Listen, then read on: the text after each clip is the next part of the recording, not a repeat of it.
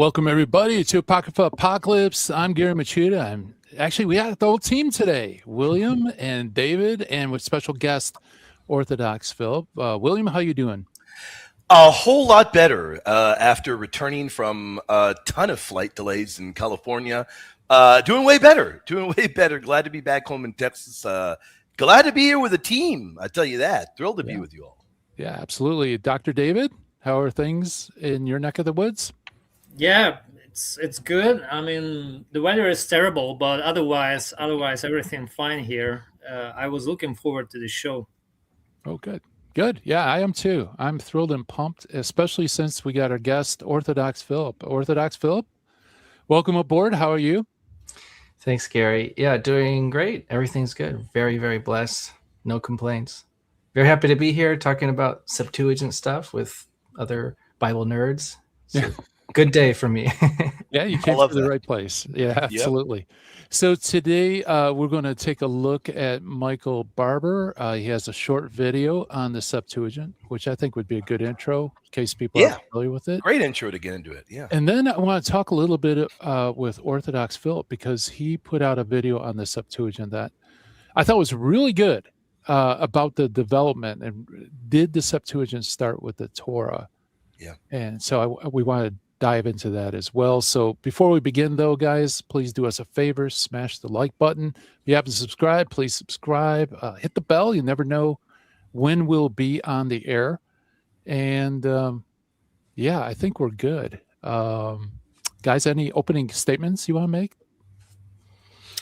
I just want to say, go and check out the channel of Orthodox Philip. It's truly amazing. I think unique and very underrated. I was very pleased about his video with respect to Codex Claromontanus and the Book of Esdras, because he did a really good job, breaking down what Esdras is meant to represent in Codex Claromontanus, with it's the Greek Esdras, which you find in the large codices as Esdras A, or whether it's the combined book of Ezra and Nehemiah. He did a really, really good job. Awesome. I would not have that patience, to be honest, to run down the number of stitches and whether it's more in line with one or the other. So truly amazing work. So I have to commend for that, really. And for the latest video as well. So if you're a Bible nerd, certainly go and subscribe. Thank you, David. Awesome. I appreciate the words a lot. It means a lot. I love that. And I do want to tell people. Sorry, Gary. Go ahead, brother. No, go ahead. I was just going to say I have the link to Orthodox Philip in the description. So if you guys, I was about to do that. I was about to say, so people, we are on two channels right now. We're in the Apocrypha Apocalypse, and if you're watching over there on my channel on Patristic Pillars, if any of our moderators and Patristic Pillars, if you can share the link to Orthodox Philip's channel over there as well, please do so. I know we've got moderators in both channels. On my channel, please do so as well. If you all have not yet subbed to his channel, do that and do all the good things. What do? You put the bell notification and everything. Make sure you all do that. And if by some crazy chance you have not subscribed to the Apocrypha Apocalypse and you're watching right here with me on Patristic Pillars, well, you got to do that too. Because we're a team here together. And by the grace of the Lord, we'll be doing a whole lot more content together more often. Absolutely. Awesome. Thanks. Yeah. So let's see here. Let's see if I can make this bigger. All right. So here's the video. Guys in the chat room, give me a 1 if you can hear it, 2 if you can't. Hopefully it's loud enough. All right. Okay. Oh, actually, this is what he's talking about. It is a TikTok thing. It says the Greek Septuagint, which Jesus and Paul used, contained Catholic books that the Reformers removed. By the way, are you familiar with the scholar? Anyone? Yeah, actually, Michael Barber has written a few books, and I used to have him on my show, Hands on Apologetics. Oh, really? I had him a couple of times. He's a good guy. Yeah, good guy. Okay, cool. Yeah, I don't know him, but I have. I've watched his stuff, and I know who he is. Yep. All right, so this is what he's critiquing, just to give you FYI. So. Okay, one thing, and I think this should be a uniting point for ecumenical purposes. We should all agree that this is a great song and that the White Stripes are really incredible. But more important than that, the text that's here says something that I hear people who are Catholic Catholic apologists often say, and it's just wrong. It's claimed that the Greek Septuagint is what Jesus and Paul used, and that the Greek Septuagint contains the books that are found in Catholic Bibles that are not found in Protestant Bibles. And so therefore, this is proof that the Catholic Bible is correct. Hi, I'm Michael Barber. I'm professor of biblical studies and theology. So he's going to expand a little bit on that. Let's just go through the commercial here. So what exactly do you mean by that, right? Because obviously everybody admits that the predominant quotations from the Old Testament in the New comes from Septuagint, not from the Masoretic. Right. Yeah. I don't think anybody would argue against that.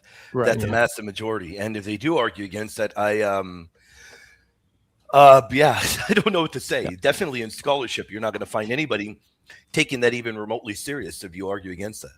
Right. And I don't think he's going to. So, well, let's continue. The Septuagint and the development of the Bible. So the Septuagint is a term that's used to describe the Greek translation of the Hebrew scriptures. It literally means, Septuagint literally means 70. And the name is derived from a Jewish tradition about how this Greek translation came about. And eventually it came to be used to describe all the biblical books that were translated into Greek. But originally it was simply a description of, it seems, the Torah, the first witness of this tradition about 70 people translating the scriptures is found in the letter of Aristeas, which is a work that dates to the 3rd and the 2nd century BC. And here we're told about how 72 Jewish scribes translated the Hebrew scriptures into Greek.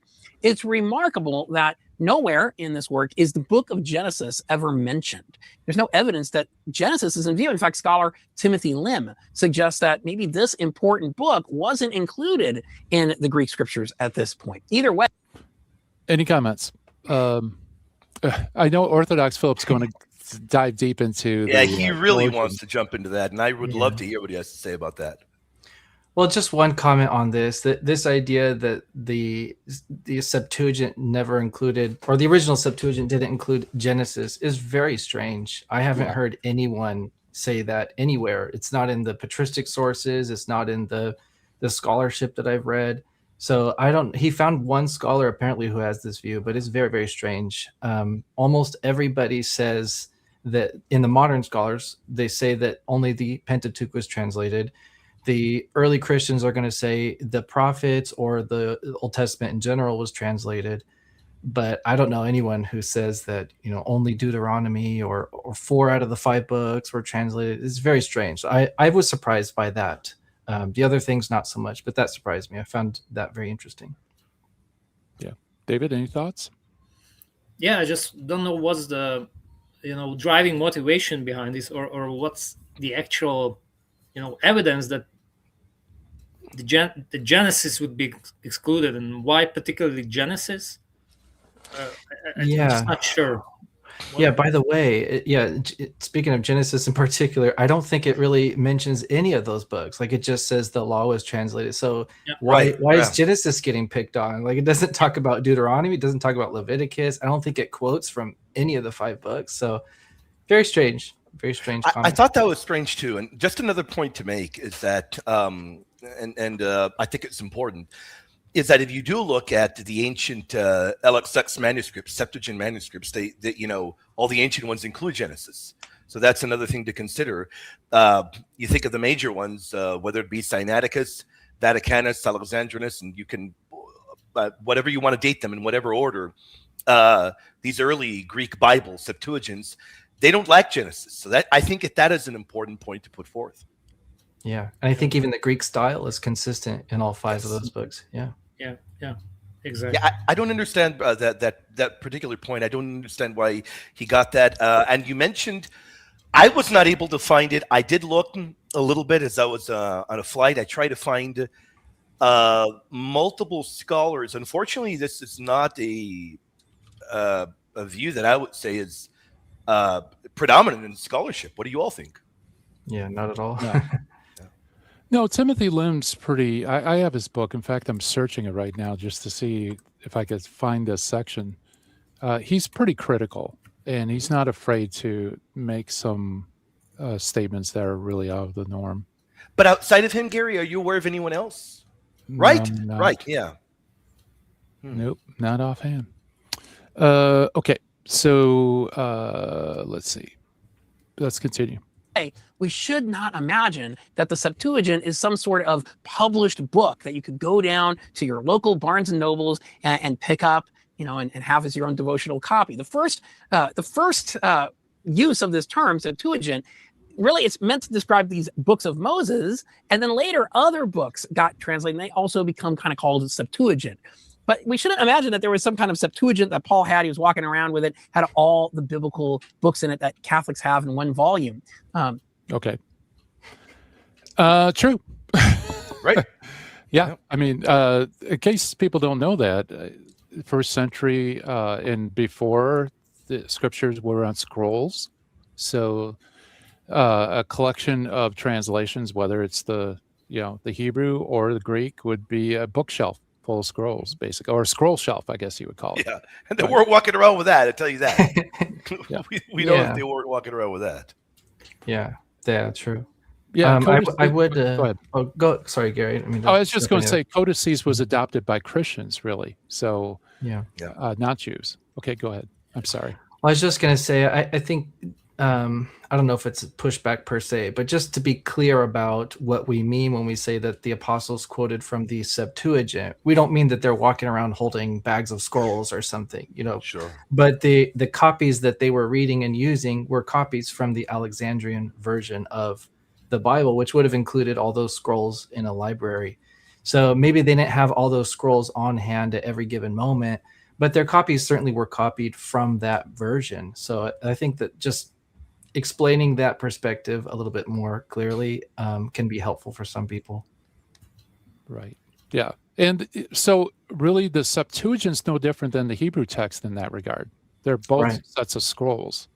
Good point. So if you say the New Testament opts for the Hebrew or the Masoretic text or Proto-Masoretic text, you're dealing basically with the same phenomenon. They didn't have a Tanakh, a pocket version Tanakh either. Sure. Yeah. Right. Yeah. Good point. Really good point. David, any thoughts?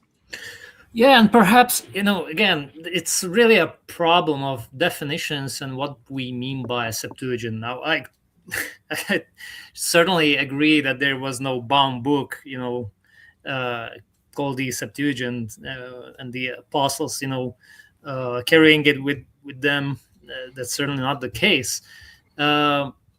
If we say Septuagint is simply just a collection of, translated scriptures into Greek, well, such collection certainly existed. Now, of course, it's a different thing to identify what we mean by the collection, what books were in that collection.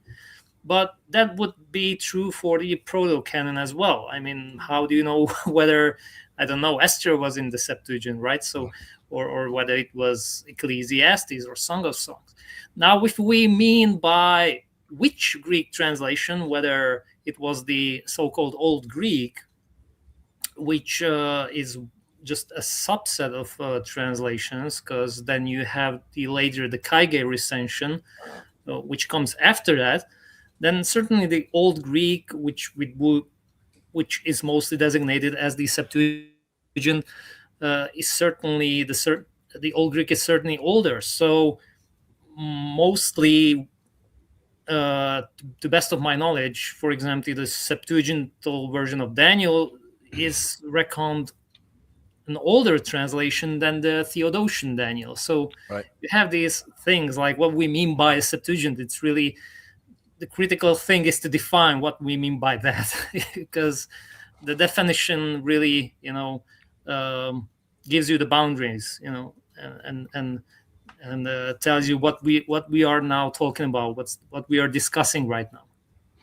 Yeah, that's nailing it on the head, David. Is the definition? I feel like there's an equivocation thing that happens, like a sleight of hand that happens. Septuagint can mean one of two things, and you can see them sort of moving the definition around when it's convenient. The first definition is the original translation made by the very first committee of translators. Whatever they translated, that was the Septuagint, but the fathers refer to the translation of the 70 as simply being the Bible that was in Alexandria. And so that's sometimes also referred to as the Septuagint.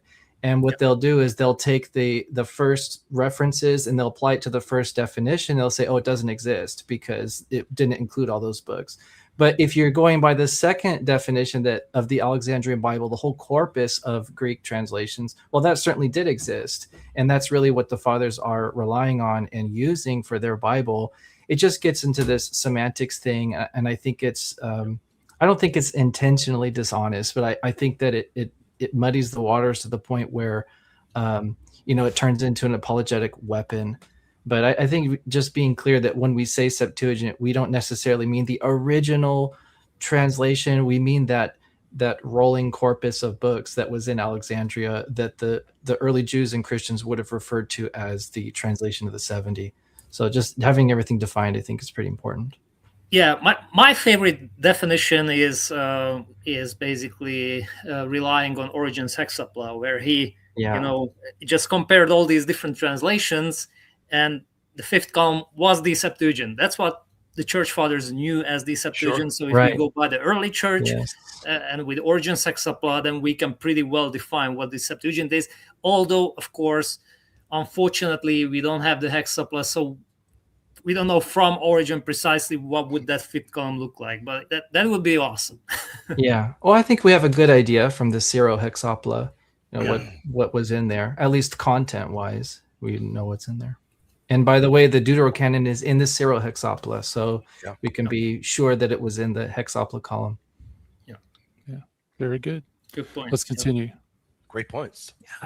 William, do you have anything else you want to add? Oh, no, nothing to add to that. Great points, though. And this is great. This is really, really fun. Go ahead, brothers. Excellent. And Tobit and Sirach, just because later on it was included here. So to say, well, Paul used the Septuagint, and so therefore we know that these books are part of the Bible is misleading. I'm Catholic. I love Sirach. I love Tobit. I recognize them. I affirm them as canonical biblical books, but it's way more complicated than the way some Catholic apologists are making it out to be. In fact, the Septuagint would later include things that Catholics don't recognize as part of the biblical text, like Psalm 151. So we want to be careful here about overstating the value of the Septuagint and making it seem like the Septuagint was some kind of closed collection of books that Paul would have known about, when really originally Septuagint probably just referred to a select group of books and then came to expand to mean more. Now, okay, I think that's about it. So what do you guys think? The Septuagint we shouldn't think of it as a closed book, but a kind of rolling collection of books. Yeah, I would add to that it's stabilized around the early Christian era. So it's not like it was totally loose and free for all. I think books were being added according to the Jewish understanding of what they believed was canonical. So they weren't just adding books willy-nilly forever. As books were being written and recognized as canonical, those were being added to this corpus. So if you think 3rd century BC, was every single book of the Deuterocanon written? Probably not. There probably were being written around the same time. And as those were written and as they were translated, I think they were added to that corpus. But in a pious way, right? They're saying these are scriptures, so we're going to add this to our corpus of scriptures. Yeah, they're already recognized as such. Great point. Yeah, even if we like he said, it's somehow expanded later on. The question is, okay, and how much it expanded, and when did this expansion ended, right? Or when was it recognized as being something complete, right? So even if, let's say that, okay, the Torah was translated first and then the upcoming books, but we're not talking about now the original, or what he means by original, that it was first the Torah. We're talking about the 1st century AD, and by that time, if it was expanded, and we certainly know that at least some Deuterocanonical writings were included, for sure. So I would say generally it is recognized. that the Septuagintal version, I mean the Old Greek version of Jeremiah, which is completely different than the Masoretic Jeremiah, did incorporate Baruch. And it was not and Baruch was not distinguished by any means. It was an integral part of Jeremiah. It was known as Jeremiah. Nobody called it Baruch up till Origen. Origen was the first to differentiate Baruch from Jeremiah. One of the leading scholars, Pierre Maurice Bogeat, argued that Baruch certainly was part of this Old Greek Jeremiah, and presumably the latter as well. And then we have Daniel and Esther. These certainly also included the additional stories like Susanna, Prayer of the Three Youth, and so on, and the expanded version of Esther. So even if let's say we go with the most skeptical way, that okay, whether Sirach or Tobit were part of it, we certainly know that at least these expanded versions of Jeremiah, Daniel, and Esther were larger than the Masoretic text. So in this way, we can say, well, the Deuterocanon was there at least partly, right? Regarding these other books, I'm not sure whether like Fourth Maccabees or Third Maccabees were there. That's another question. But for example, Ecclesiastes or Song of Songs are generally recognized as being translated very late, like around the 1st century AD, and Ezra and Nehemiah 2nd century AD. So, okay, if someone's going to say the Deuterocanon wasn't there because, the Deuterocanon was just being penned, let's say, in the 2nd century, well, but some of these proto-canonical books don't bear that Greek style or that pattern that is similar to these writings that were translated in the 2nd, 3rd century BC, but rather they have a pattern that fits into the 1st, 2nd century AD. So, it's a complicated issue. Yeah. And I think you can also refer some things from the New Testament, right? Because the New Testament, like I said, its preferred text is the Septuagint text. Yep. And there are allusions and very clear indications of using the Deuterocanon, and I think that would align with the Septuagint text. So I think you could draw an inference that they would be there in the Septuagint. Otherwise, where did they get them? What other collection could they have been? It wasn't. They don't align with like the Aramaic Tobit and Dead Sea Scrolls or something like that. It's obvious it's a Septuagintal translation. So I think you can limit it. Yeah, absolutely. Well, I agree. Just to add to that very briefly, there you can tell very clearly in the New Testament that there are not only allusions to the Deuterocanonical books, but flat out direct references. And look, Hebrews 11:35 is incredibly powerful. It's virtually impossible getting around that. That clearly is depending on the 2nd Maccabees. And look, you look at St. Matthew, the Gospel of St. Matthew, chapter 27. The fact that it is relying upon wisdom, but not only wisdom too, the suffering servant of wisdom too, but the way it masterfully combines Isaiah's suffering servant and the suffering servant of wisdom shows a reliance on the Septuagintal texts in the Gospel of St. Matthew. That to me is big because it is relying on Septuagintal texts. So you're going to have a hard time arguing against the Deuterocanon being present there. I don't think it is a good argument trying to argue against that, it being present in the Septuagint. I mean, look at Hebrews 1:3 as well. That's an incredibly rare Greek word there for the radiance of God, apaugasma. In fact, if I'm correct, it only appears in Hebrews 7:25. Isn't that right, Gary? That's Hebrews 7:25-26. That's the only other place it appears. So very clearly, the author of the letter to the Hebrews, when he says that he is the radiance of the glory of God, you have a direct parallel there, a direct dependence on Wisdom 7. That's pretty big. Yeah, absolutely. Interesting. Yeah. Yeah, of course, there are some that are very faint, so we can't Sure. say with certainty. Like Judith, I think, is faint. You think the Judith Mary parallel is faint, or you think that one's pretty good?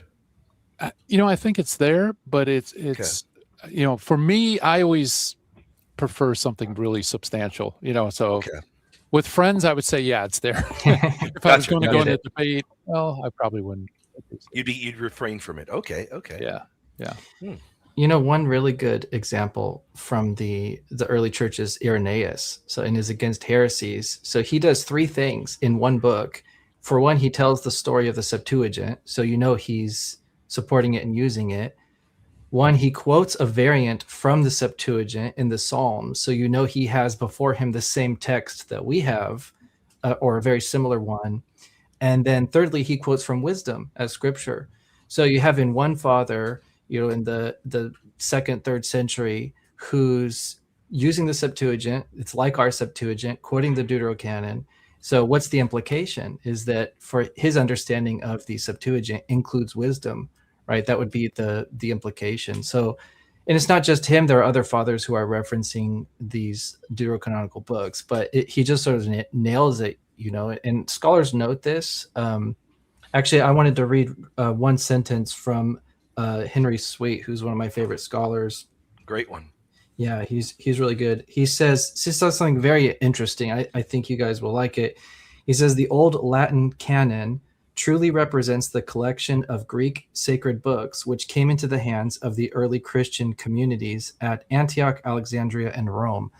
So the context here is St. Augustine's canon list, and it's really interesting that he believes, based off of the early church fathers, the manuscript witnesses, he believes that Latin canon, the North African canon, reflects the Septuagint corpus as it was received by the early Christians.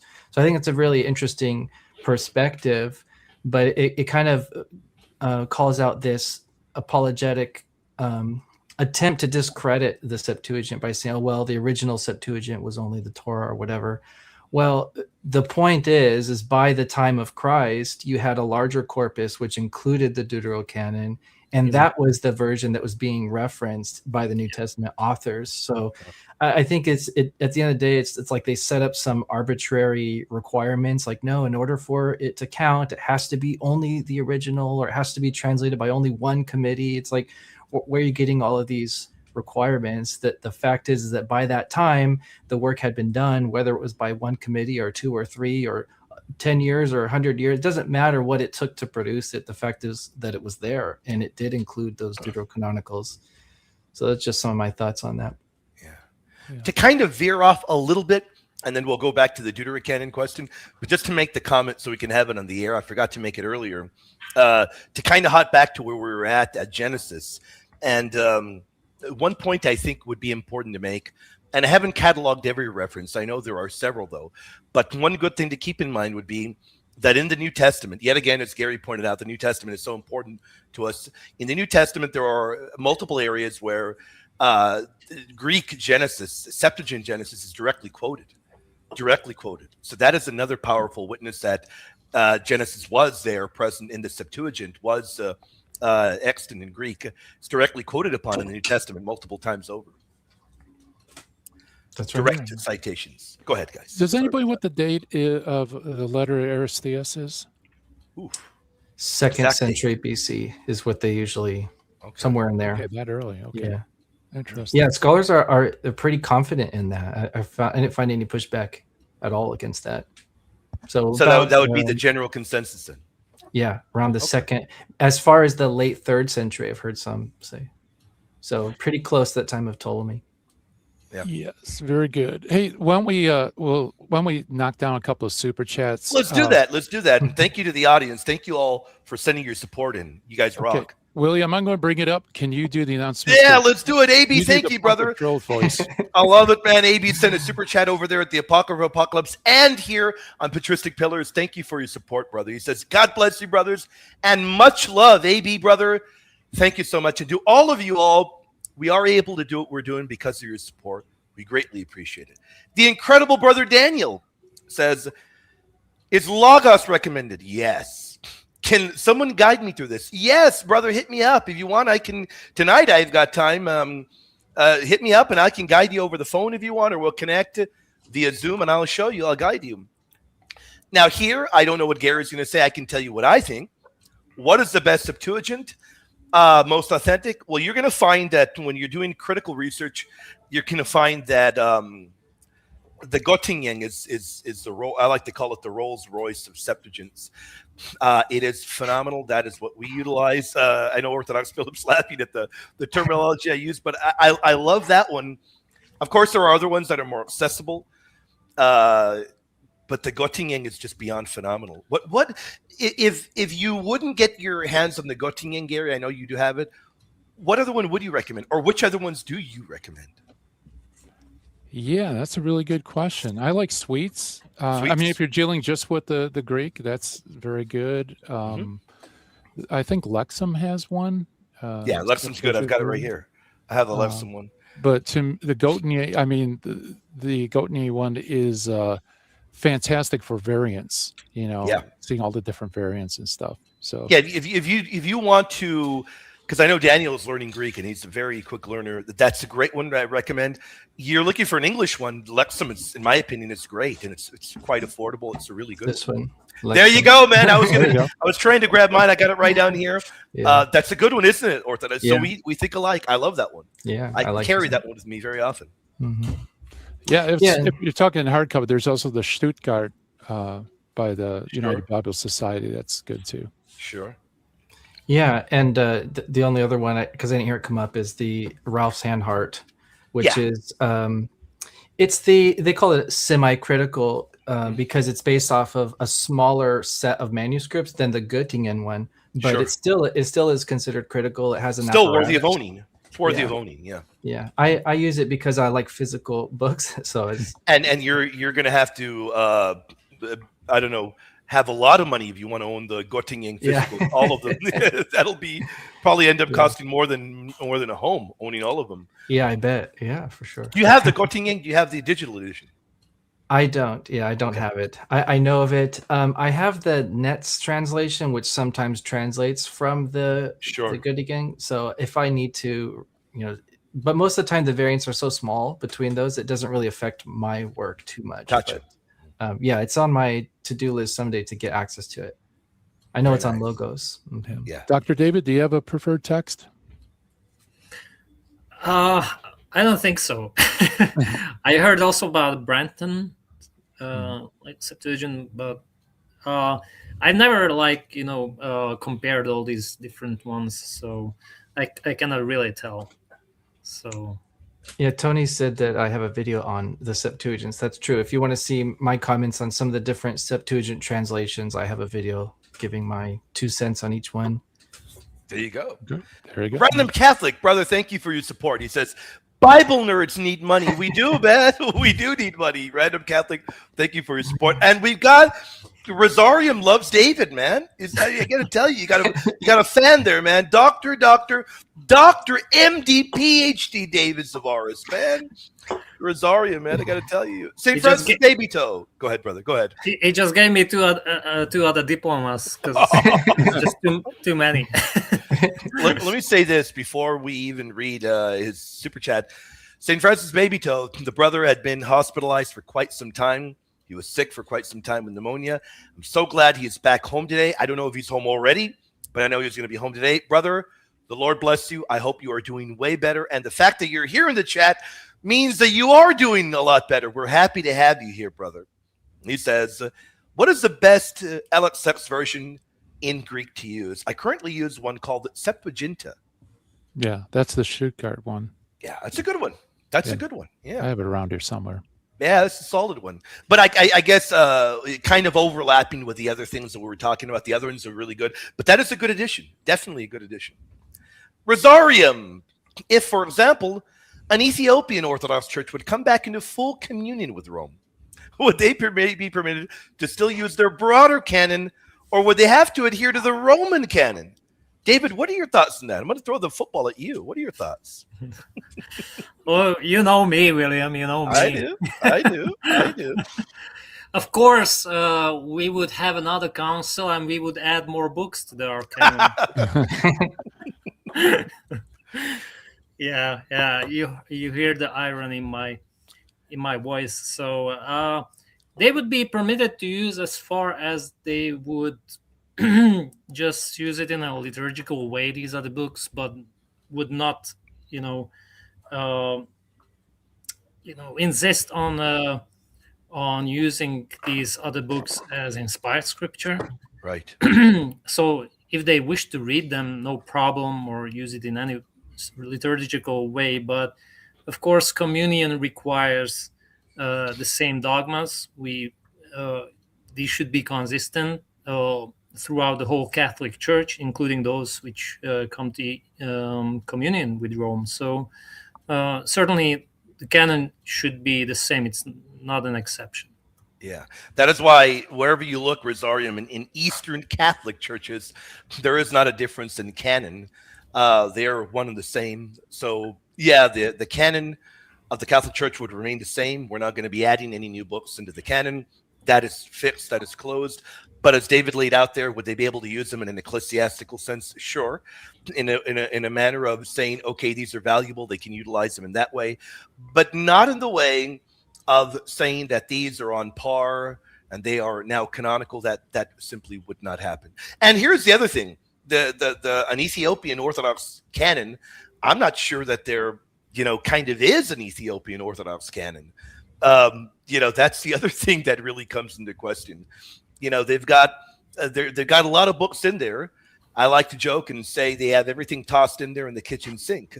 But at the end of the day, depending on which Orthodox, Ethiopian Orthodox you speak to, one may tell you, we do have those other books there, but we don't view them on the same status as these others here. So it's really tough to know. I believe they even have Pseudo-Josephus tossed in there, don't they, Gary? Yeah, Josephus or something like that. It's not even Josephus's name. Not even Josephus's name. So that's and I've spoken to a few Ethiopians, and they've told me, sure, it's valuable to read. We don't view it on par with the other books. So then, what is the Ethiopian Orthodox canon? That is the mysterious pink elephant that we've been trying to find. Go ahead, David. Yeah, and by the way, there always were some partial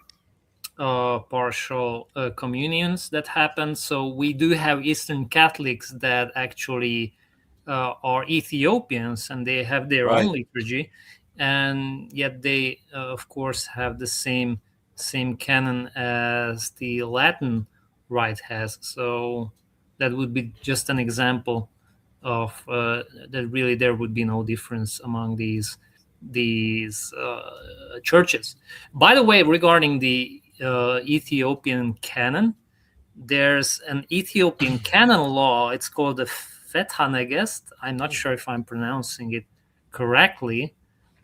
And allegedly, this has the same biblical canon as the Orthodox Study Bible, not a bigger one. In other words, this Ethiopian canon law excludes books like Enoch or Jubilees, which is interesting because now it's even more complicating the whole picture of the Ethiopian canon, whether truly these books above or more than the Eastern Orthodox canon, whether these are regarded on the same level as for example, the rest of the Bible, So it's interesting. I'm gonna throw the name of this canon law in the chat because I really don't know how should I pronounce it, so I don't really want to butcher it. So you can check it out. Great point there. It's great. Yeah, interesting. I gotta scroll down to get it so I can. There we go. Yeah, I have no idea. Is that available online? I got to look into that. Yeah, I just saw it somewhere, but I also need to fact check. But that's what I read. So it should exclude like books like Enoch, Jubilees, and others. Very good. Interesting. Daniel, the brother Daniel. Daniel, thank you for your support, brother. Daniel, you rock, brother. He says, did the Septuagint, and Daniel, hit me up if you want to connect later or maybe some other time this weekend, and I'll help you. I'll show you how to use that. Did the Septuagint lose 20% of its original meaning from Hebrew verite? I know you covered this, Gary, in Jerome, but would love some thoughts on it. What are your thoughts, Gary? Yeah, I'm not quite sure what he's asking, though.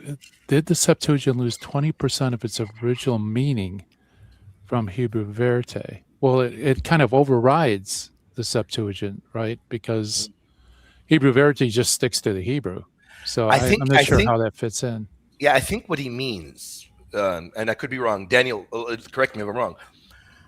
I think he means, did the Septuagint, when it was translated from the original Hebrew, did it lose 20% of its meaning?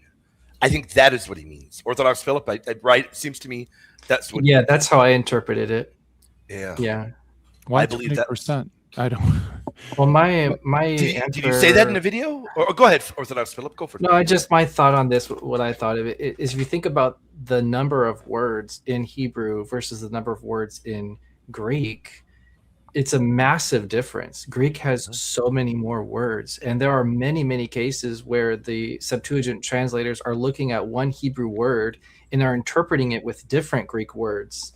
You can think of like the word for like worship or something. They're going to translate in different ways. Like they have two words.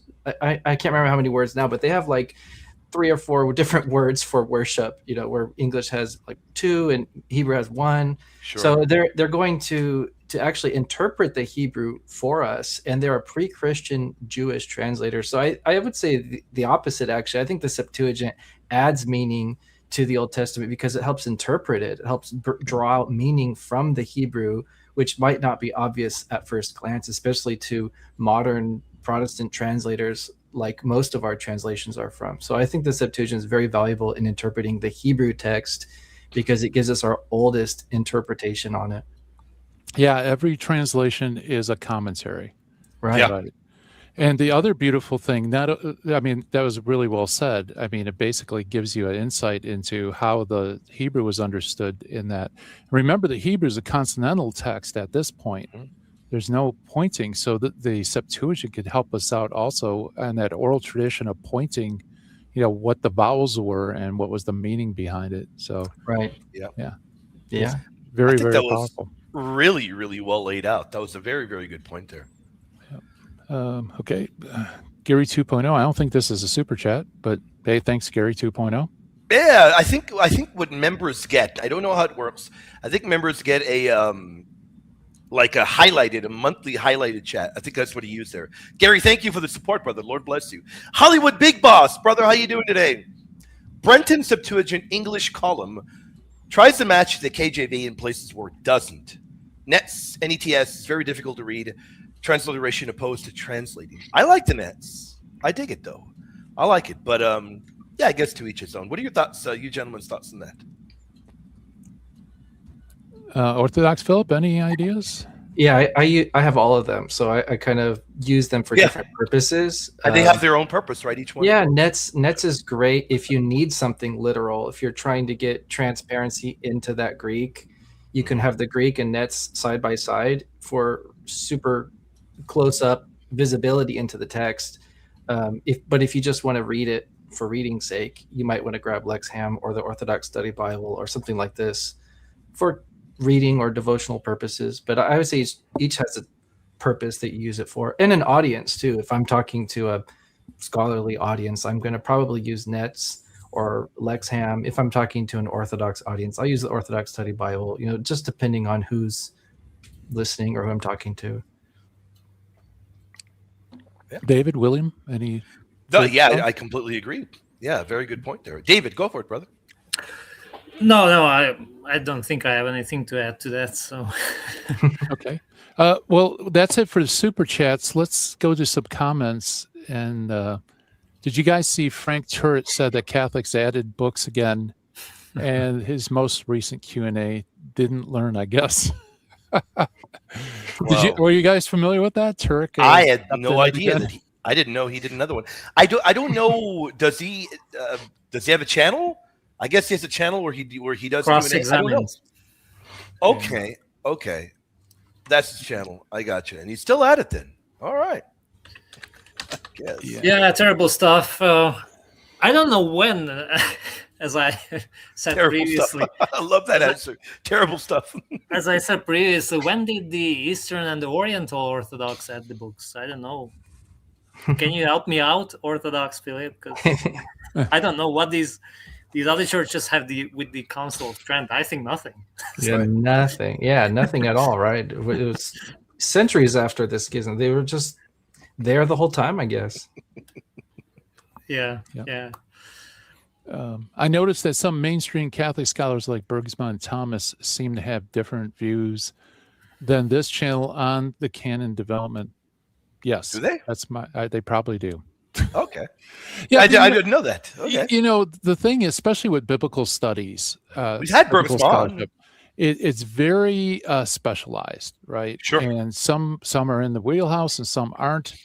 And just because you're a doctor doesn't mean you know everything in every field. And so, yeah, you're going to have difference of opinion and so on. So, yeah, that's. You heard that, Dr. David. Just because you have a doctorate, you don't know everything. Yeah, I told this once. I mean, you might be even smarter than me, even in medical stuff, because I cannot, grasp the whole field of medicine. So, if you come here with cardiology, you might be better than me. I mean, that might be true. Yeah, and then you have many things online. You can, look it up. You have specialized websites, professional websites. So really, as a layman, theoretically, you might be even more educated as some of those guys who are really like just specialized in tiny little things, but they're missing the whole picture sometimes. Yeah. Jesus Talks with Ari, by the way, a friend of the channel. So hit the likes over there. Watching, meanwhile, waiting to be seen in ER. Hope you're doing well. It's nice to see Orthodox Philip here. What a legend. Yeah, absolutely. We're thrilled and pumped to have him. And we hope you feel better, Ari. We hope you get better. Yes. And you're probably not being seen because your doctor is live streaming on Apocrypha Apocalypse. Yeah, you got your doctor busy live streaming, man.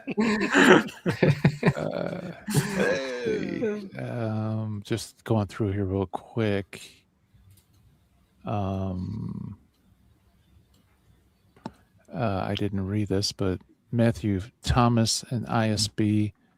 Judging by a later manuscript tradition and citations from early Christian sources, Septuagint collection appears to have so typically included books of Tobit, etc. Yeah, that's right. That's something we didn't really talk about is the great codices. Are the great codices exemplars of the Septuagint? I would say yes. Yes, they are. There's some questions. It's just, again, coming from Sweet talking about this. There's some questions what books the scribes had available to them when they were making these codexes. Did they have all the books in front of them, or did they maybe not know if all of these were canonical or not? Because there is slight variations in the sets of books between those great uncials. Sure. So they're not exactly, but they're pretty close. If you look at them on a table and you fill in the ones that we believe were there that are missing, like Codex Sinaiticus is missing books that we know were canonical. But if you ignore those ones and you kind of look at some of the disputed books, even then they're pretty close. I think 2 out of the 3 contain Second Maccabees, for example, so that's pretty solid. Yeah. And then I think the 2 books of wisdom are in all of them. Sirach and Wisdom of Solomon are in all of them. So just if you look at a table, you'll see they're more or less the same books. There's a few that may or may not have fallen out because I don't think for sure Vaticanus and Sinaiticus are not complete. There may have been pieces that were lost. So we can't say anything for certain, but it looks like, more or less they're, aiming at the same corpus of books. Yeah. So again, I think it depends what we mean by the Septuagint again, because if we mean by strictly speaking one collection or one style of translation, then certainly there are some differences. So, for example, Daniel is constantly found in the Theodosian version or Kaige Theodosian version, because we know that the Septuagint of Daniel went out from use in the church. So, as I said, the older translation, the old Greek translation of Daniel, simply wasn't popular, and the Kaige Theodosian was more mainstream. So that's what. But again, when we look at the fifth column in Origen's Hexapla, you find there the original Septuagint Old Greek version of Daniel, which wasn't in use in the church. So I think canon-wise, it's pretty close, as I can agree, certainly. I'm not sure. I think there are some more books even about the Septuagint, but when we go by translation style or version, I would say it's a blended mixture of Kaige, Old Greek, perhaps other. We don't know for sure. Yeah, absolutely. By Sorry. the way, Let's oh yeah, crack go it ahead up. and read this. Yeah, this is funny. What was that, brother?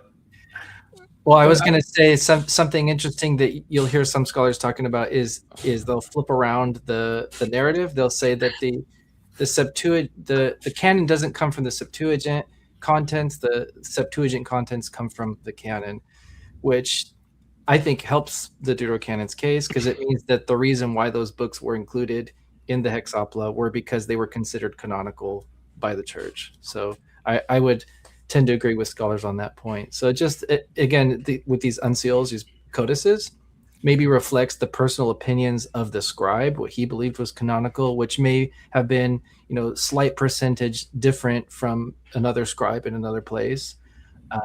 But yeah, I think that kind of helps understand why there are some variants sometimes. Is the Septuagint is really reflecting what the church in general recognizes as canonical. Yeah. Yeah. St. Francis Baby Toe, brother, thank you for the support. God bless you, my friend. Thoughts on When God Spoke Greek? He's talking about the book, When God Spoke Greek. It's a good book. It deals with the Septuagint quite a lot. I like it. It's been a few years since I have read it. So off the top of my head, I don't remember everything, but I know it deals a lot with textual diversity and what have you. And yeah, the preference over the Septuagint. I forget the name of the author. Is it De Silva? No. No, it it's wasn't not De Silva? No, Okay. but positive it's not De Silva. Well, let me see. But I'm positive it's not De Silva. It is Dr. Law, Dr. Timothy Michael Law. Yep. Good book. I'm sure you've read it, Gary. I'm sure Yep. you've read it. It's been out for a few Yeah. years. Good book, though. I do recommend that one. It is good. And we do have a few other super chats, Gary. I don't know if you want to bring up Ari. Ari has a really good one. And then Let's see. And then we got Bronca Maybe being a hater. Bronca's a hater over there in the Apocrypha Apocalypse. He prefers that channel. Bronca, Ari, didn't we have Bronca on the short list to become a moderator? Now we're going to have to put him. He's now in line 580, man. What a hater Bronca is, man. All right, I'm joking, guys. Oh, this is a good one. Why don't all apostolic churches agree on the same Old Testament canon? Protestant Ari is poking the bear. Now, in terms of, I'll say this, there are many Eastern Orthodox that do agree with the longer canon, with the way the Catholics view the canon. There are even Syriacs. I mean, we had was he Coptic, Gary? Coptic deacon? Yeah. A few years So back. said. Yeah. He agreed, in essence, with the North African Code. But then there are some that have differences where they have a very different New Testament canon. And I think even Orthodox Philip here on the panel can say that 22 books, that's a bit, cutting out those other books are valuable in their scripture. What are your thoughts on that, Orthodox Philip? What would you say to that? Yeah, the Orthodox Church is a lot more stable and consistent than I think most people realize. There's been a lot of attempts to muddy the waters, and I don't know if it's coming from internal or external influences, but it could be just ignorance. People they look at different lists from the fathers and they say, oh, I guess the Orthodox Church has no set canon. That could be one reason. Others could be Protestant influence, which we know was happening in Russia. That's very well documented. It's a good point. Through the Russian Bible Society actually was trying to push the Deuterocanon out of Russian Bible translations. And so you can see that effect back in the 1800s. There was a movement within Russia to try to push the Deuterocanon in an appendix or out completely. But it was a phase. If you get a Russian Bible today, it includes the Deuterocanon. So it sort of corrected itself over time. But yeah, in general, the only difference would be like 3rd Maccabees, 4th Maccabees, 1st Esdras. Those are really the only 3 books in question when it comes to Catholic and And Orthodox. do you hold those to be canonical?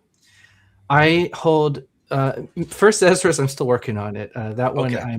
it's pretty complex one. My position right now is it's the Septuagintal version of Ezra. Okay. But We I'm not agree. sure. Yeah. Yeah, So- we agree. What about 3rd and 4th Maccabees? I don't know what your position on those would be.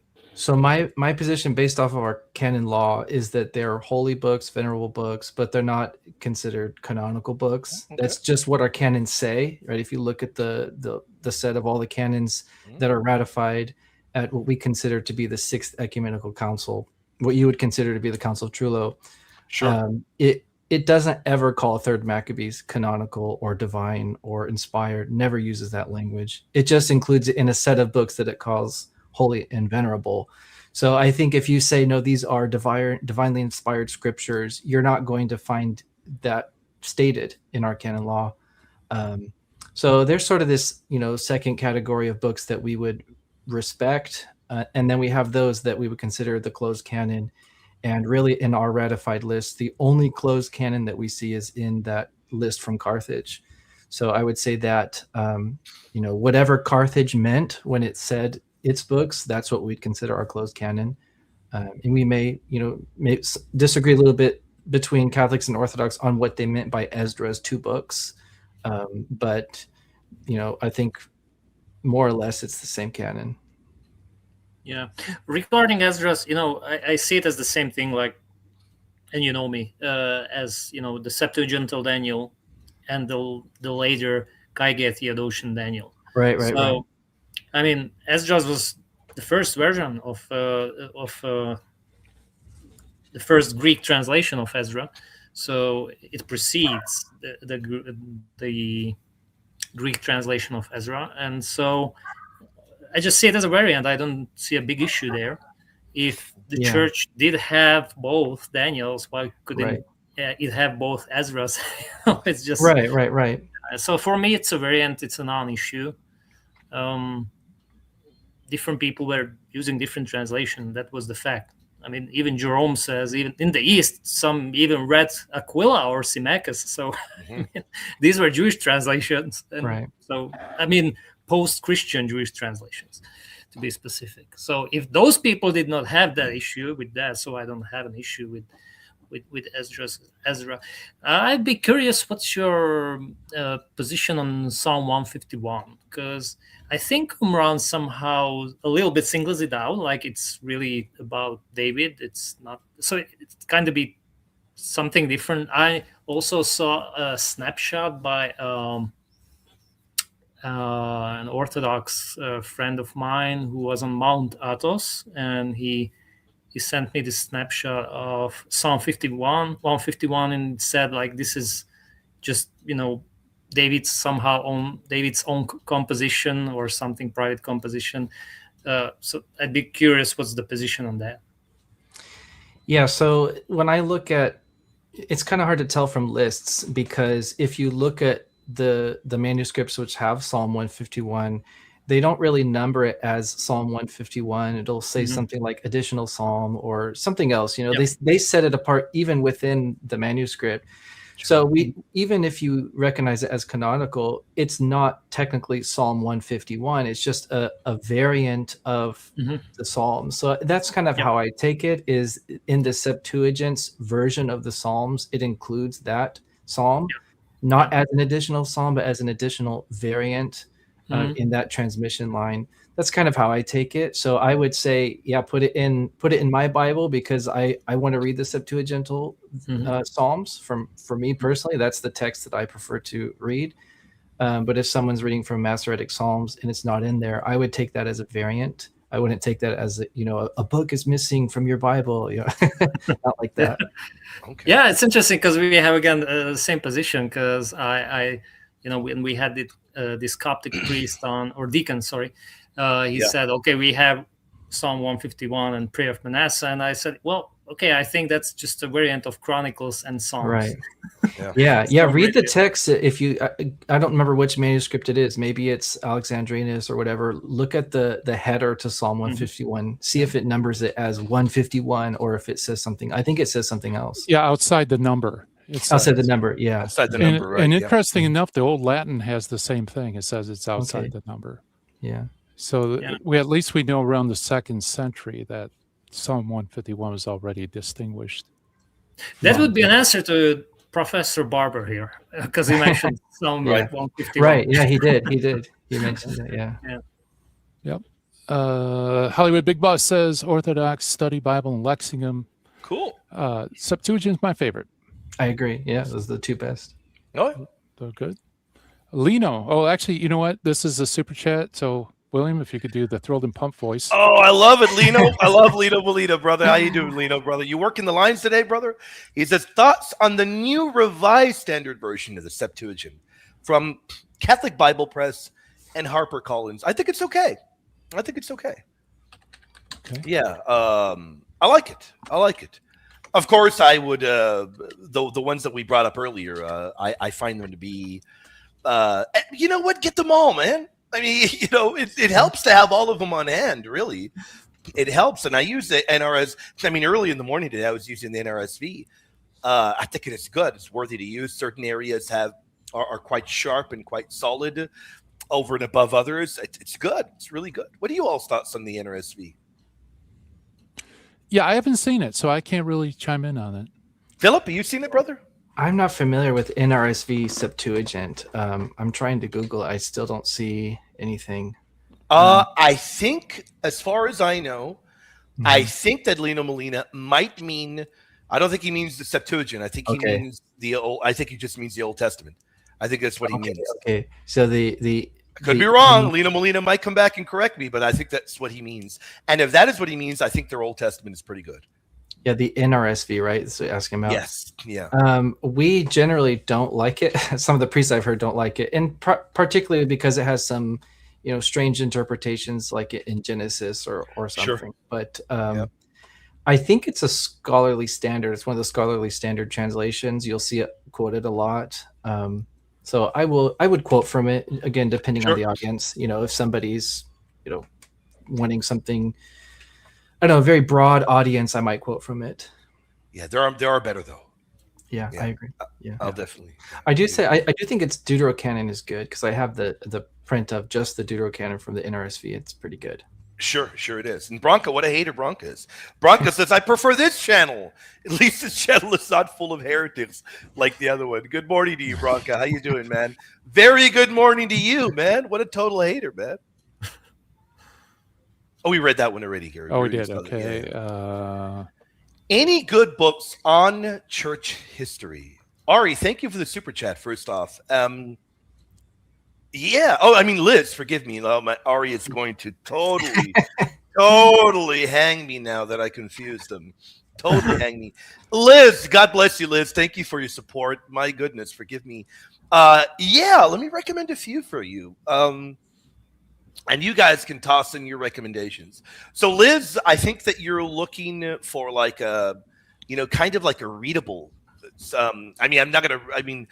I would normally recommend Eusebius Church History, but I think Liz is looking for something quite readable, like a popular level.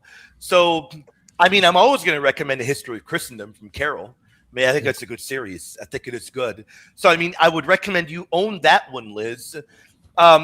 But then there's another good one. In fact, let me just double check the name of it. A more popular edition that I think is worthy to read. It's good. Published by Catholic Answers. I'd recommend this one. It's good. It's readable. Timeless, A History of the Catholic Church. It's more modern. It's a friendly book to read. It is clear. It's not going to overwhelm you. And I think you'll really, really enjoy it. So I'd recommend those two. I'd recommend starting with Timeless. It's from Stephen Weidenkopf. I think it's a good book. It's good, accessible, and I think you'll get it'll get you off the ground running there. And then you're going to come back and say, "Hey guys, now I need much more in-depth stuff." And when you're ready to do that, we'll be here by the grace of the Lord. Yeah. All of Steve Weidenkopf's books are good. I like yeah. Steve. Oh yeah. You've interviewed him before, haven't you? Oh yeah, Am I yeah. wrong? He's a good guy. Good guy. Loves hockey. So Really? Gary Okay. 2.0, you'll appreciate that. There you go, man. Gary loves hockey. Ari, now I didn't get it wrong. Ari, Orthodox Philip, she wants to throw fisticuffs. She's there in the hospital, but she's ready to take you on. How many books do you have in your canon? And why should I accept yours instead of the Catholic one? Is there even a difference? And then she puts those eyeballs as she's getting ready to get a shot this big from the doctor. This big. We love you, Ari. Ari, God bless you. You're incredible. We love you. At least she hasn't called me the name she was calling me in the morning, man. On the radio show.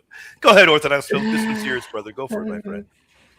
Yeah, kind of touched on this already a little bit. Yeah. Basically, if you want to list, it would be the same list as the Catholics with, maybe an appendix including 3rd, 4th Maccabees, probably even 2nd Esdras, just because it's quoted from the Fathers, not as canonical per se, but as something that we'd consider holy and venerable. Again, that's the language of the canons in our canon law. And then next to Ezra and Nehemiah, I would put 1st Esdras. That's how our Septuagint manuscript witnesses have it.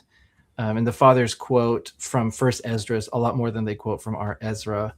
So I think it's important to read the same Bible as the Fathers. So that's kind of my target is I don't want to have a different Bible than what the Church Fathers have been using. And then if you're comparing it, of course, to a Protestant canon, there's going to be included in I say my Jeremiah, but it's really the patristic Jeremiah would include the Epistle of Jeremiah and Baruch. We wouldn't, at least I wouldn't divide those. I would consider those just Jeremiah. But I know Catholics divide Baruch into a separate book, which is fine. It's the same content. Same content, though. Yeah, same content. So yeah, not a big difference at all. Not a big difference. I think the division the division. I'm sorry for interrupting. The division can make it seem like there's a bigger difference than there is. Yeah, right. And I think that's true. I think that the differences are exaggerated by a lot of people. You might have some people who consider 3rd Maccabees as canonical, 4th Maccabees canonical, which we would tolerate. We wouldn't like excommunicate them or something. But I think going to our canon law, which seems to be the most authoritative source, it's not going to use that language for 3rd Maccabees. It's going to call it holy and venerable. So, yeah. And I think to piggyback off of that, I've debated a scholar, Eastern Orthodox, Father Ramsey, that he doesn't agree with you, but I agree with you. I agree with you. I think that that you're right, and I think that your position, I think by all intents and purposes, you can read Jerusalem 1672, and I think it's echoing what you're saying, Philip. Yeah, and I think I put a lot of weight on that synod actually, because sure. And people say, "Oh, it's not authoritative." Well, it doesn't really matter to me whether it's authoritative. I'm asking, is it true? Is it reflecting our tradition? Mm-hmm. And the fact that you had these patriarchs signing on it seems to be a good indication that it does reflect our tradition. So I would say that that's authoritative in so much as the truth is authoritative and our tradition is authoritative. Which is, I find it a little bit ironic because as Orthodox, we pride ourselves in our tradition, but then you hear some of these Orthodox talking and they're like, well, it's not stated in this council authoritatively. It's you sound more like you're looking for some kind of tyrannical definition or something. Like, don't you want to just lean on our timeless tradition that you see, being restated throughout the centuries? So that's kind of how I take it. Yeah, I believe it's restated throughout the centuries. We're on the same page here. Go ahead, David. Yeah, I just wanted to say I completely agree that the differences are exaggerated. Just take this thing. Okay, Jerome made a fresh translation, right? In the 4th century, 4th, 5th century. And then the Latin switched from Old Latin to his Vulgate, right? Mm-hmm. Maybe it was like the 7th, 8th century when Vulgate started to supersede the Old Latin. Did anyone in the East had a problem with that? I don't know if anyone, criticizing the West for, starting using Jerome's translation over the Old Latin, which is more in line with the Old Greek. like everyone was like, fine, okay. We still had ecumenical councils together, right? Like Second Nicaea, yet the Vulgate was already heavily in use in the West. No one said anything, right? So really these translation and these textual differences, it seems to me that for the early church wasn't that a big issue. Right. Yeah. And I'm going to get in trouble for this one, but what about the Council of Florence, right? It's like there's a lot of critiques of the Council of Florence on our side, and I don't see any mentions of the Bible canon, even though it's listed there. I just think that's noteworthy, right? I'm not saying that from an Orthodox perspective, the Council of Florence is authoritative, but it's noteworthy that nobody flagged the canon as being incorrect, even though it's explicitly listed there. So I just find it interesting. I bring that up all the time. Yeah, I bring that point up all the time. And by the way, it seems to be the same canon at the Council of Jerusalem. Maybe you can interpret Maccabees differently, but that you can easily interpret them as being the same canon. So I find it very interesting. I agree, and we've made that argument. Go ahead, David. And then we also have the Peshitta, which is really, again, a little bit different, right? Then we have the Syro-Hexapla, all these different versions, right? Right. Yeah. Brother AB is coming out with the big guns. AB, God bless you, brother. How you doing today, brother? He says, the writing style of Greek Ezra's was more eloquent, while Ezra Nehemiah is more literal in nature. This may have contributed to the affinity towards one or another. Yep. That's true. Yeah. That's a great point. And I got to tell you guys, AB's sharp, man. AB, thank you for the super chat, brother. God bless you, brother. Yeah. Michael Barber has a great course in the book of Acts. Avoid History says. We don't doubt it. I want to be very clear. Nobody here is saying that Michael Barber is a bad scholar. He's a phenomenal one. We just, we took a little issue with a certain thing said in the video. Bronca says, I have the KJV 1611 Catholic edition. I love it, but I can't read the small writing anymore. My eyes are bad. Can you recommend a Bible with bigger font? I think they make large print in KJV. KJV? They do? Okay. Yeah.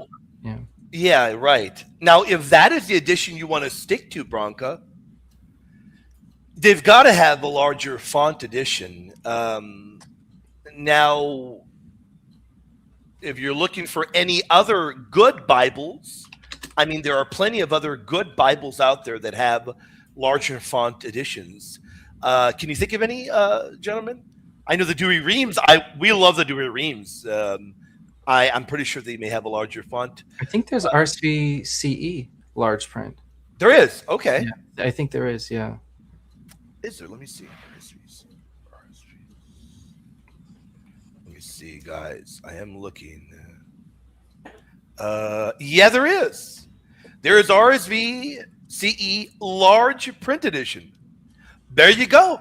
There you go, Bronca. There you go, man. Your prayers have been answered, man.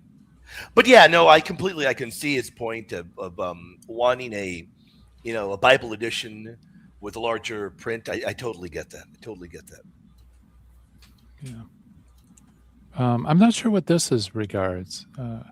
Gregorus Rex. I do know what he means, and I'm pretty sure that Orthodox Philip will agree. Orthodox Philip called that out right now. He said, I've heard some ex-Protestants becoming Orthodox taking that attitude with them. Yeah, sure.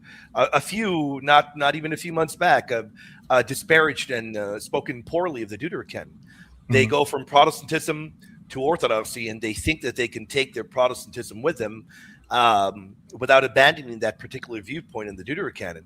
So really, ultimately, we all agree here on this panel on the status of the Deuterocanon. The issue is, rightly so, and we, for people wondering, we have that point in our book that we wrote in the canon, Father Coppus and myself. We have that point that we shouldn't have these disagreements. We should be on the same page, and we make that argument from the councils. But there are certain individuals, and they're wrong when they make that push to say these Deuterocanonical books are not they're not canonical. That is a problem. That's problematic. I think Orthodox Philip would agree with that as well. Yeah, and I think this comes down to they're educated, but they need to keep going, be more educated on this. Because if you do it, if you start reading the fathers, you're going to see, this like two-part division of, the 22 books, and then there's these other books. And if you stop right there, you might be tempted to walk away and say, oh yeah, look at these ones are not canonical, or they're lower, or something like this. But if you dig deeper, you start to notice things like, even Dr. Sweet, he points out, which I think is a very, very valuable quote in his book. He says, is that the original Christian view? Was the original Christian view taking the canon and dividing it into categories? And he's looking at the earliest church fathers and the manuscript witnesses and saying there is no distinction in how they're quoting from these books. There's no distinction for how they're writing these books. They're compiling them together. So he's interpreting it as it was actually a rabbinic Jewish influence in certain areas of the empire that the fathers were trying to balance. Or as our Saint Nicodemus of the Holy Mountain interprets it, I think he has a really cool interpretation of Saint Athanasius. He says that Saint Athanasius, when he was making these two groups, was actually trying to dignify the Deuterocanon, not lower it, but actually raise it for people who didn't think that they were canonical. He was trying to make a case for why they should include them in their Bibles. So I thought that was a very interesting. I'd love to see that quote. That's in the rudder? That's in the rudder. Yeah, it's in the rudder. Mm-hmm. Really? Yeah, I'll pull up the quote sometime. Yeah, but I thought that was very interesting. I love that. I'd love to check that out. So by again, the way, go ahead, brother, go for it. No, I was just gonna say they make the distinction, but you go deeper, look at the big picture. You'll see that they're canonical scriptures for us. Because it's a while back I was reading the rudder regarding the canon, and I cannot recall this one, so I think I need to refresh my memory. Sure. Yeah, that's awesome. Yeah. That's great. By the way, guys, all of my moderators are incredible, and you are all goated. That is not me. That's already being a hater. I'm talking under my account, man. I can tell you, man. All right.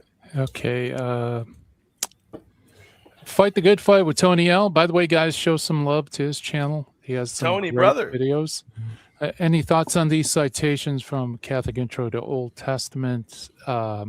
Recent research has shown that there's no exact canon, quote unquote, of the Septuagint, nor was there a set order of biblical books in the Septuagint.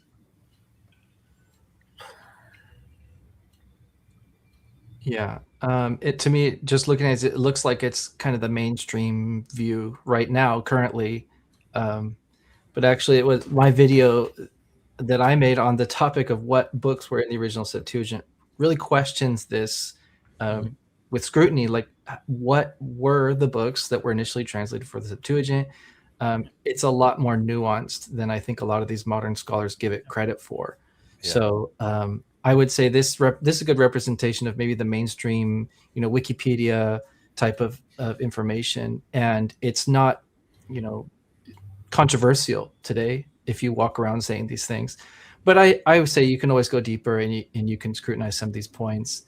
At the end of the day, it doesn't really matter when these were translated, as long as by that time of Christ, the whole canon is there. And I think that that's something that all of the evidence is supporting, that by the time the church began, it received the Septuagint with its Deuterocanon.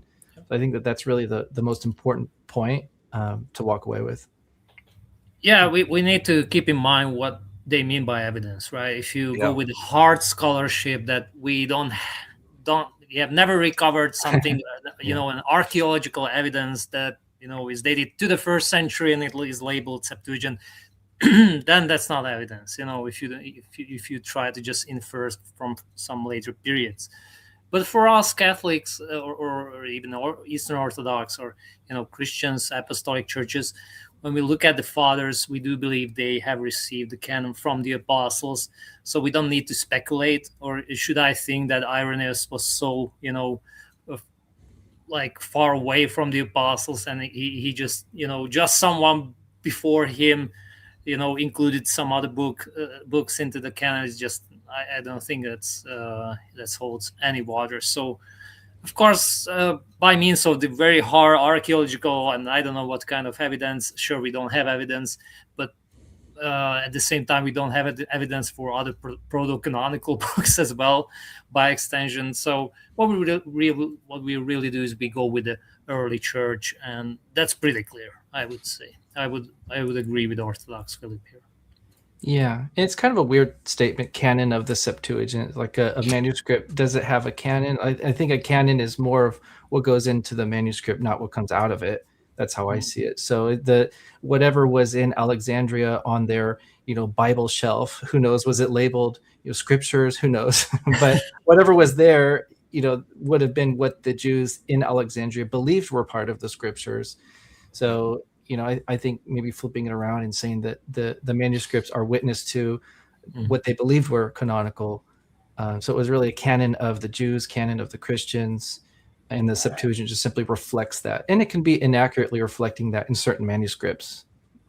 And by the way, as we were talking about the letter of Aristeas, and it's dating 2nd or 3rd century, just by the way, the consensus of the scholars is that that's a made-up legend, that it never happened, that it was just used to justify the Greek translation of the scriptures. So again, if you want to go with this strict scholarship, hard evidence, critical thinking, then it's just a legend and it never happened. So I would not be so quick to dismiss it.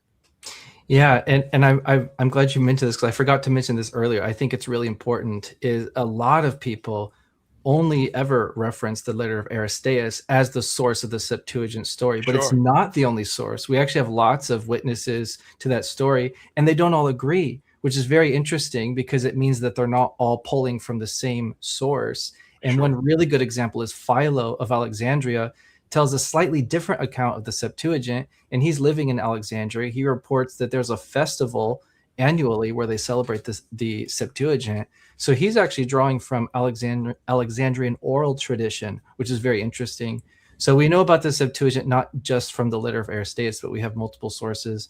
And I think what the good scholars, the deep scholars do is they try to look at points that are in agreement and sort of find, these points we're sure about, these ones are probably legendary, instead of dismissing them all or accepting them all, you kind of try to discern. So yeah, I find that gets too oversimplified. In fact, in this video, he said the letter of Aristeas is the earliest account. That's also not true. Some scholars believe that Aristobulus is the oldest Septuagint account, who is quoted by Eusebius, and he tells us a very slightly different account. So yeah, it's worth looking into and sort of taking each account and considering it individually.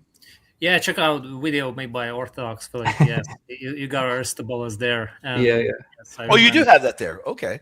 Yeah. So yeah, very good point. So we have different independent sources pointing to the same translating mechanism. So yeah, it's difficult to dismiss it as a legend, or like everybody was, tricked or something like that.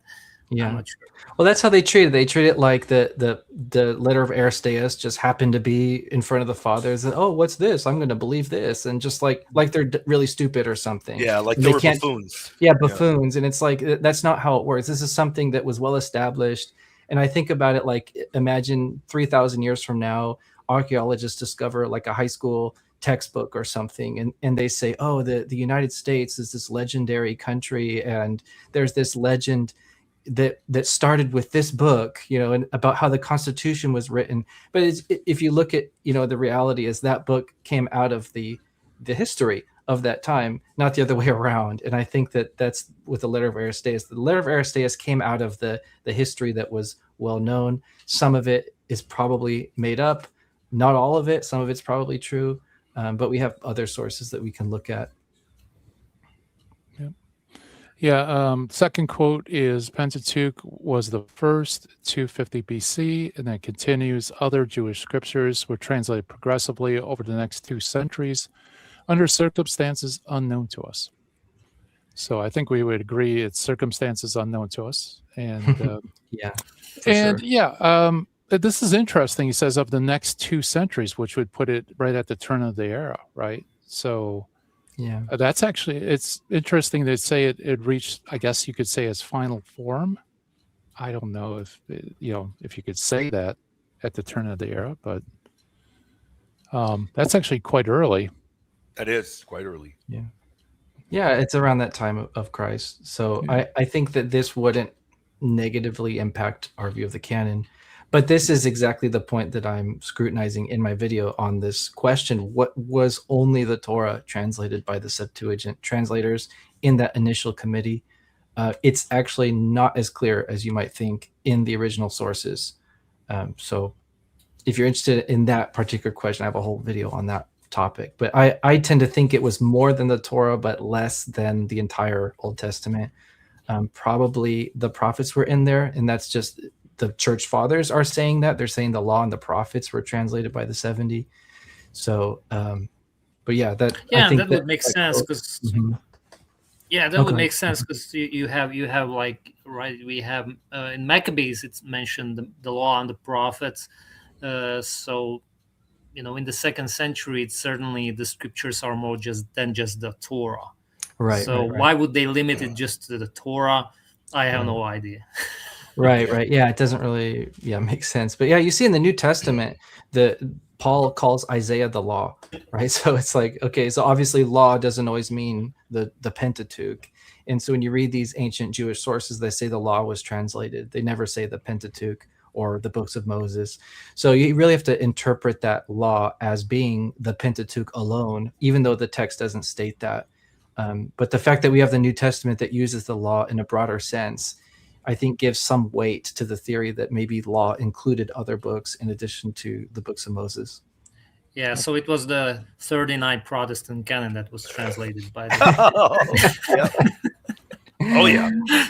Well, actually, it is an interesting point. If they translated Jeremiah, which was a prophet, it would have included Baruch. So that would make Baruch all the way back in the 3rd century BC. So if that theory is correct, it does have some weight in the canon debate.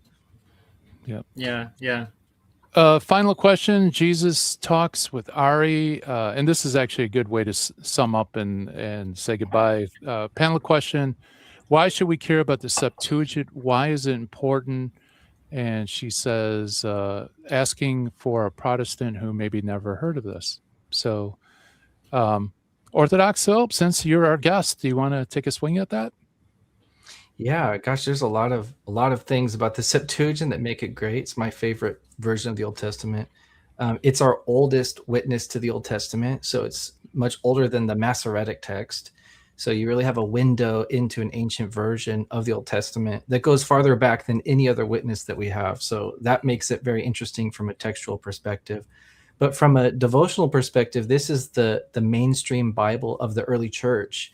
And the Eastern Church, all the way to the present, we still hear it. I hear it at my church, and a Greek Orthodox church, I hear it on Sundays and on feast days. So it's pretty cool that you have this continuity through the Septuagint with the historic church. I know for me, I value that a lot when I read the Bible. I'm reading the Bible of the Fathers when I'm reading the Septuagint. I'm not reading a later text or something different than what they would have read. So it has text critical value. It has devotional value. It's a very ancient historic Bible, and it's apostle approved, right? So we were talking the New Testament quotes from the Septuagint, around maybe 80% of the time, one scholar said. So it's definitely approved by the apostles. Is it perfectly accurate in every single way to the Hebrew text? Maybe not. It's not I don't really care too much about that. The fact is that by people who I look up to, my fathers in the church, the apostles, they used it. And if it's good enough for them, it's good enough for me. Good. Yeah, that's a great answer. Yeah, and just to add to that, and it was mentioned earlier, it's great. It, in my opinion, preserves Christological prophecy in a very clear fashion as well. It very often makes explicit what perhaps maybe some people believe to be implicit in Hebrew. It's great. It's fantastic. And yeah, to echo what Orthodox Philip said, hey, it's the Bible of the early church fathers. Good enough for me, man.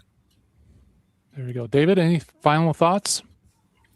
It was great. I enjoyed it very much. I like these kinds of conversations, and it's really it's also veiled a little bit with mystery and so on. So it's intriguing, and it's super cool. So thank you for that, gentlemen. I really enjoyed it. I also want to give a shout out very briefly before we end to all the audience that send in super chats. You guys had us working today, answering your questions. You guys are great. I do want to thank you all whether you sent them here in Patristic Pillars, over there in the Apocrypha Apocalypse. We thank you all a ton. We're able to do the work we do because of your support. Guys and gals, thank you so much for your support. All right. Good night, everybody. Take care.